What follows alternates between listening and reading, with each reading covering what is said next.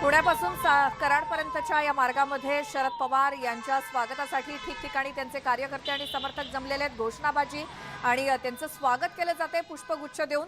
कराडमध्ये ते चाललेत यशवंतराव चव्हाण यांच्या स्मृतींना अभिवादन करण्यासाठी आणि पुणे ते कराड या मार्गामध्ये साधारण 50 गाड्यांचा ताफा शरद पवार यांच्या सोबत आहे आणि वाटेत प्रत्येक ठिकाणी त्यांचे कार्यकर्ते त्यांच्या स्वागतासाठी उभे आहेत। तिथे कराडमध्ये सुद्धा बऱ्याच मोठ्या संख्येने कार्यकर्ते जमलेत।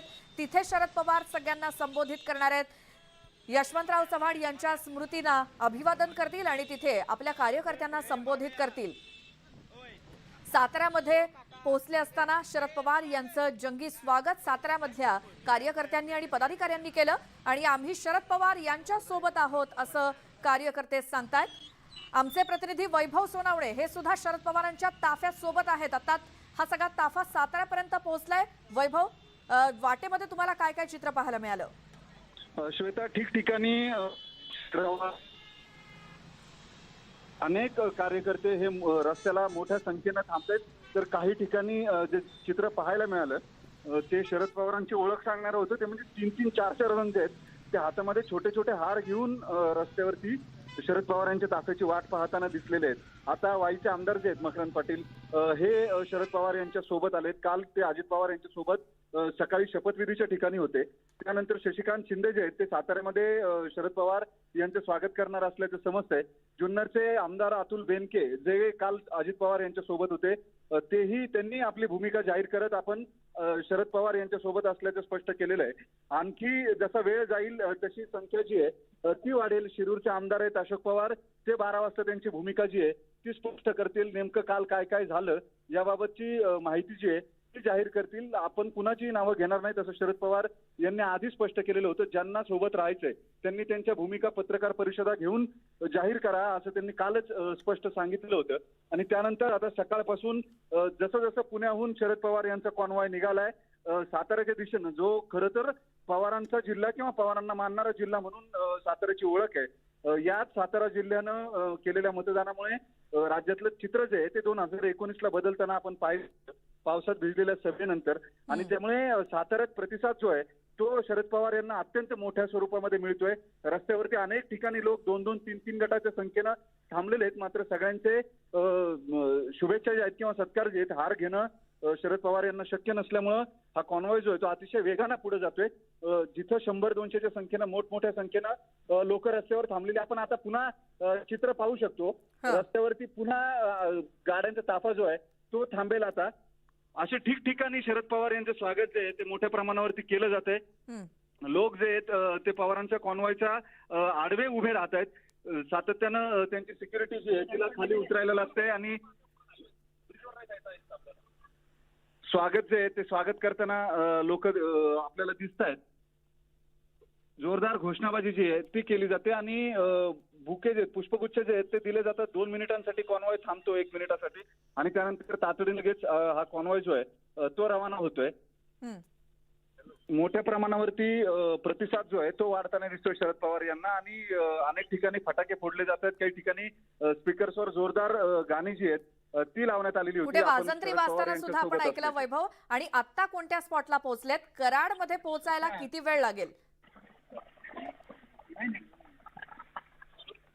साताऱ्याच्या आसपास आताचा कॉन्वॉय जो आहे तो पोहोचलेला आहे आणि साधारण आणखी अर्ध्या ते पाऊण तासामध्ये 45 मिनिटांमध्ये शरद पवारांचा कॉन्वॉय जो आहे तो कराडला पोहोचेल आणि तिथं जंगी स्वागत जे आहे ते होते। पश्चिम महाराष्ट्रातनं अनेक कार्यकर्ते जे आहेत ते कार्यकर्ते या ठिकाणी आलेले आहेत। रोहित पवार सुद्धा गाडीतनं उतरलेले दिसत आहेत। आता वेगवेगळ्या ठिकाणी नवीन नवीन कार्यकर्ते जे पवारांच्या सोबत येत आहेत हे सगळे कार्यकर्ते गाडीत बसण्यासाठी आता जागा जी आहे ती करून दिली जाते.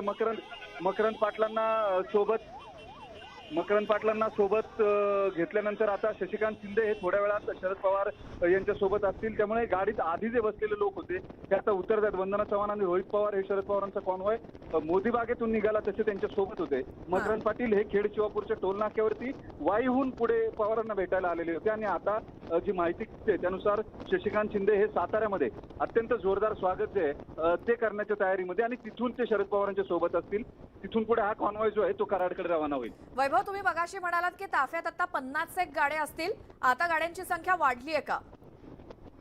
श्वेता, गाड्यांची संख्या सातत्यानं वाढते. रस्त्यानं अनेक लोक जे आहेत ते कराडच्या ठिकाणी जाण्यासाठी कॉन्वॉयमध्ये सहभागी होताना दिसत आहेत. जवळपास 200च्या आसपास गाड्यांचा आकडा जो आहे एकूण कॉन्वॉयमध्ये असलेला तो दिसतोय. साधारण एक 100 ते 200 मीटरचा हा सगळा कॉन्वॉय जो आहे तो अत्यंत वेगानं पुढे सरकतोय आणि लोकही कॉन्वॉयमध्ये एकानंतर एक जोडले जाताना दिसत आहेत. बरं, ट्रॅफिक पोलीस सुद्धा ठिकठिकाणी दिसत आहेत, कारण इतक्या मोठ्या गाड्यांचा ताफा या महामार्गावरनं चाललाय म्हटल्यावर तिथे इतर जी वाहनं असतील सर्वसामान्यांची त्यासाठी काय नियोजन आहे? श्वेता, कॉन्वॉय आहे तो कॉन्वॉयच्या साताऱ्याच्या बॉर्डरवर, पुणे जिल्हा आणि सातारा जिल्ह्याच्या बॉर्डरवरती कॉन्वॉय जो आहे तो बदलला गेला आणि सातारा पोलिसांनी आधीच तो क्लिअर करण्यासाठी पायलट जे आहेत ते जागोजाग डिप्लॉय केलेले आहेत. त्याच्यामुळे रस्त्यावरती ती या कॉन्वॉयच्या मध्ये येणार नाहीत याबाबतची खबरदारी सातारा पोलिसांनी सुद्धा घेतली. पुणे पोलिसांनी त्यांच्या हातीपर्यंत घेतलेली होती आणि अनेक टीम्स ज्या आहेत त्या पॅरलली या कॉन्वॉय बरोबर जाताना दिसतात. कॉन्वॉय कुठे थांबू नये किंवा गाडीच्या आडवं पवारांच्या गाडी. बिलकुल. आणि वैभव, तुम्ही सुद्धा या NH4 वरून पुणे बेंगलोर महामार्गावरून सध्या शरद पवार यांचा कॉन्वॉय जसजसा पुढे चाललाय कराडच्या दिशेनं न्यूज 18 लोकमतची टीम सुद्धा त्यांच्या सोबत आहे. वैभव सोनावणे आमचे प्रतिनिधी त्यांच्या सोबत चाललेत आणि कराडपर्यंत ते जाणार आहेत. वैभव, तुम्ही लाईनवरती असेच राहा, कारण आता एक मोठी बातमी येते ती पाहूयात. मकरंद पाटील आणि अतुल बेनके हे सध्या शरद पवार यांच्या सोबत आहेत. शशिकांत शिंदे हे सुद्धा शरद पवार यांच्या सोबत आहेत. मकरंद पाटील आणि अतुल बेनके हे शरद पवारांसोबत असल्याचं कळतंय.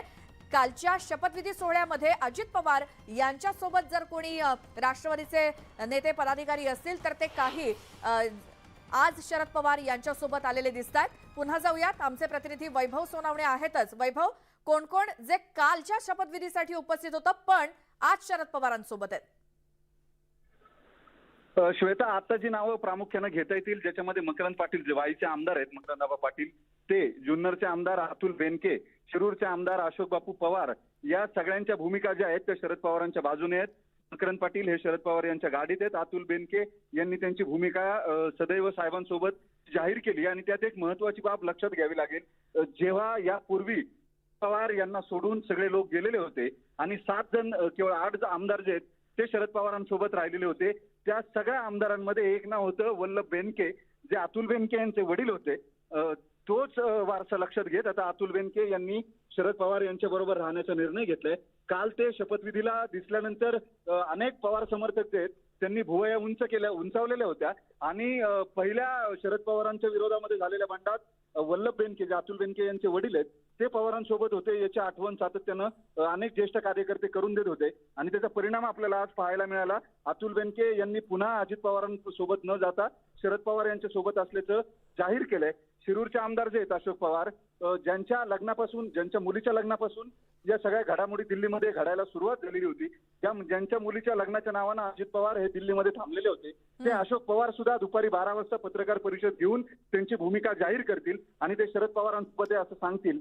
विधान परिषदेचे आमदार जे आहेत साताऱ्याचे शशिकांत शिंदे, ते अजित पवारांच्या सोबत राहतील असे अंदाज लावले जात होते. मात्र आता सकाळच्या सत्रामध्ये जी माहिती येते त्याच्यानुसार जाताना साताऱ्यामध्ये शशिकांत शिंदे हे शरद पवार यांचं जंगी स्वागत करतील. त्यांनी साताऱ्यामध्ये भूमिका जाहीर केली आहे.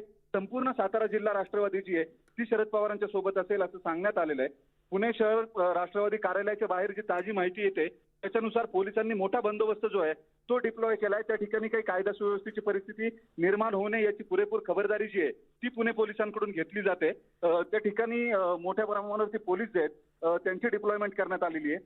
पुण्याचे अध्यक्ष आणि पुण्यातले बरेच कार्यकर्ते जे आहेत ते आता कराडच्या दिशेनं शरद पवारांच्या सोबत रवाना झालेले आहेत. त्याच्यामुळे हा प्रतिसाद जो आहे तो शरद पवार यांना वाढताना दिसतोय. प्रत्यक्षात काल पत्रकार परिषदेनंतर अनेक जण हे खासगीमध्ये बोलत होते, मात्र शरद पवार हे रस्त्यावरती उतरल्यावरती प्रत्यक्षात परिस्थिती जी आहे ती लक्षात येऊ शकेल.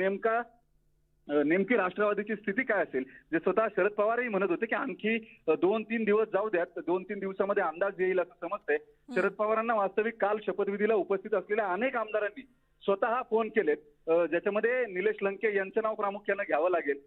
ते आता नेमकं अजित पवार यांच्या सोबत राहतात की शरद पवारांच्या सोबत येतात हे पाहणं महत्वाचं आहे. अनेक आमदार हे द्विधा मनस्थितीमध्ये आहेत. नेमकं काय करायचं याबाबतचा अंदाज त्यांना येऊ शकत नाही. त्याच्यामध्ये मावळचे आमदार आहेत सुनील शेळके, ते सुद्धा काय करतील हे सांगता येत नाही. वास्तविक ते अजित पवारांच्या अत्यंत निकटवर्तीय समजले जातात.